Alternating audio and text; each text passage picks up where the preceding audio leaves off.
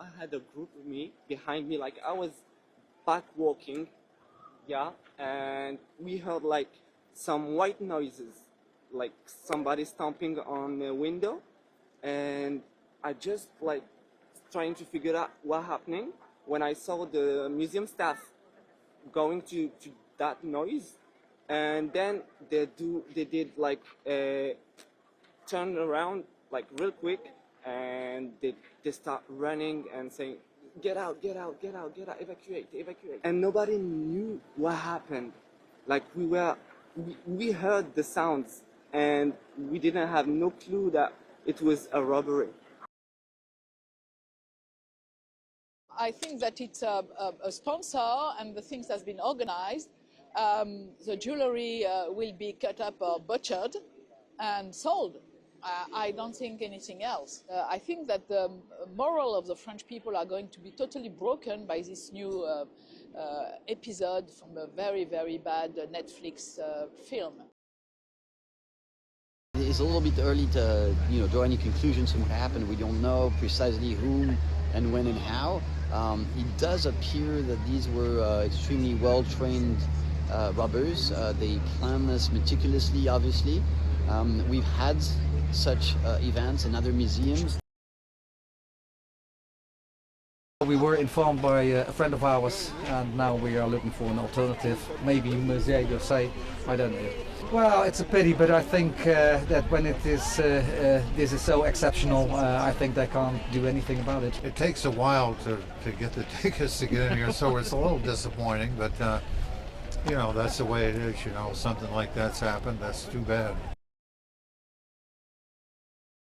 Not since the theft of the Mona Lisa in the early 20th century had anything quite this brazen been attempted here at the world's most visited museum. It was just after 9:30 a.m., even as the museum had opened its doors to the public, that 3 to 4 people, the early elements of the investigation are showing, managed to get in to the building. We're now understanding from the French press that this may have been the truck that they used, using an angle driver after to force open the window. The room that they entered in was the one that houses France's crown jewels. This is what the early elements of the investigation show. It does appear that these were extremely well-trained robbers. They planned this meticulously, obviously. For the rest of this Sunday, the museum will remain closed as authorities try to piece together how this theft, this robbery could have happened 9:30 a.m. in broad daylight, with thieves making off with what have been described as inestimably precious valuables, jewelry from that era. One piece has been found near the scene after they fled on motorcycles, but even now the list of what they made off with is being compiled. Melissa Bell, CNN, Paris. Hi, and welcome to our live coverage from outside the Louvre Museum here in Paris, where again, this Monday, a lot of tourists disappointed to find the museum closed. There had been some confusion about whether or not, after what's been described by the French press as the heist of the century, it would open its doors or not. In the end, not at all. The entire museum remains closed. You can see there, just on the other side of the pyramid, that is the wing that was targeted by robbers at 9:30 a.m. Sunday morning, so more than 24 hours ago. They gained access to the building from the other side, alongside the Seine River. And what you can see on images that we've now obtained is the truck that they used that involved a mechanical ladder that took the robbers up to that first story of the building, breaking a window whilst there were all of the tourists and the visitors in the museums looking around, gaining access, the entire operation over in 7 minutes. We're beginning to get also from some of our affiliates some of the images that were caught by people who are inside what's called the Apollo room at the time, that show some of these robbers wearing yellow vests, one of which was found by investigators on the scene after they'd fled. What happened is they got into the room, broke into several of the display cases, setting off a bunch of alarms. There was an altercation with a couple of security guards. Then they made their way out, back through that same window, back down onto the streets, then following that road that follows that quay of the Seine River to get away on scooters. What they made away with are 8 pieces of France's crown jewels. They involve things like brooches, tiaras, necklaces, earrings, all belonging to the 19th century queens of France. Among the pieces missing, some of the pieces of jewelry of the Empress Eugenie, who was the wife of Napoleon III. Several of those pieces are missing. One piece that had belonged to her was found as the burglars made their getaway. It must have been dropped. This is the crown of Princess Eugenie, slightly damaged, but at least retrieved. The big question now, where both the robbers are and the 8 pieces of missing jewelry. What investigators are telling us is that these were very well organized criminals. They'd planned this operation in great detail. It was carried out with remarkable efficiency. Lots of questions, as you'd expect, about the state of security here in the Louvre Museum. And what we're hearing from France's highest constitutional court is that there was a report that was due to be published pointing to some of the deficiencies, pointing out that, for instance, in this wing, only a third of the rooms were equipped with CCTV. So a lot of talk in the French press about security lapses, why this museum, the most visited in the world, that houses so many of France's most priceless treasures, could have been so badly kept. As you can see, a lot of media out here today following this story, even as the manhunt continues for these robbers. Essentially, French investigators are looking at a couple of theories. We understand, we've been hearing from the Paris prosecutor who was speaking last night about this. One is that these very well organized criminals were working on commission, that someone had targeted specifically these parts of France's crown jewels to give them, for instance, to a private collection.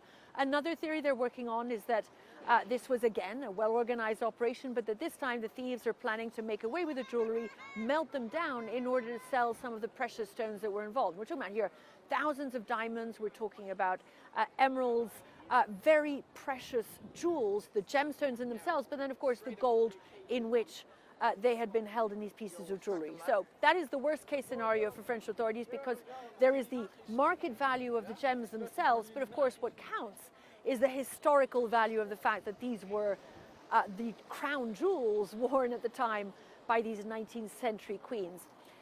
What French investigators say is that the first 48 hours are crucial, because that is when they say burglars are at their most vulnerable.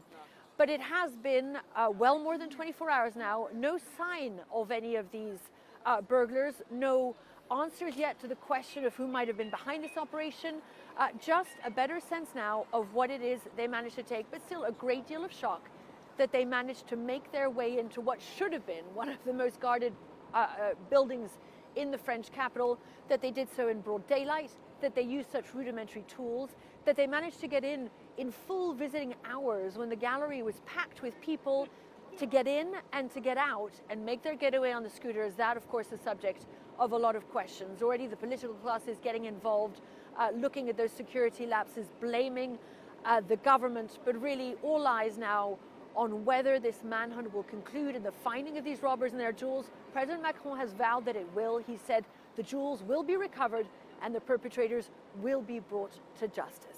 An elaborate robbery and jewelry heist in broad daylight at one of the most famous museums in the world. French authorities say thieves stole priceless jewelry from the Louvre in Paris Sunday. It does appear that these were extremely well-trained robbers. They planned this meticulously, obviously. The break-in happened in the museum's Apollo Gallery, which houses the French crown jewels as well as treasures, including Louis XIV's hardstone vessel collection. The thieves raiding the gallery in just 7 minutes at around 9:30 local time Sunday morning, just 30 minutes after the museum opened. Officials have not yet released full details on the stolen items or what they're worth. The Louvre is the largest art museum in the world, spanning more than 750,000 square feet. The Apollo Gallery is located on the first floor, not far from where the Mona Lisa is hanging.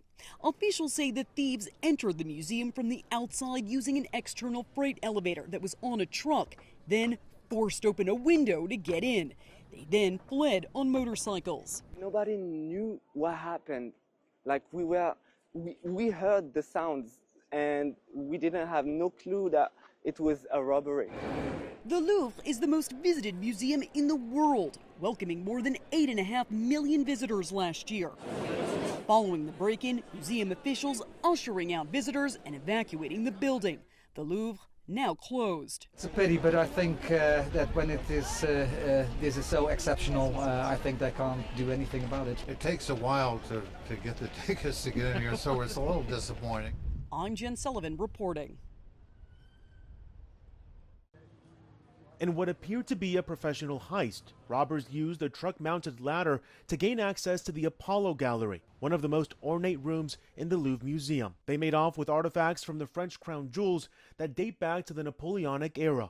Well, I think it's the heist of the decade. Art recovery expert Arthur Brand says Napoleon's crown jewels are too hot for the robbers to sell as they are. He believes they'll likely dismantle them. There is gold in it, silver in it, diamonds in it. You can melt down the gold, you can melt down the silver, you can cut the jewels. And if you sell them separately, there is no lead to this theft. New video shows police examining the window thieves entered the museum through, as well as the blowtorch and angle grinder found at the scene. Among the items taken was a diamond and sapphire jewelry set, including a tiara and necklace. Experts say that the chances of recovering the jewels get smaller and smaller as more time passes. I think that the moral of the French people are going to be totally broken by this new episode from a very, very bad Netflix film. The robbery took only 7 minutes, with the suspects fleeing on motorcycles, according to officials. They should have security much better than this. People shouldn't be able to just drive up with a vehicle and climb into a window.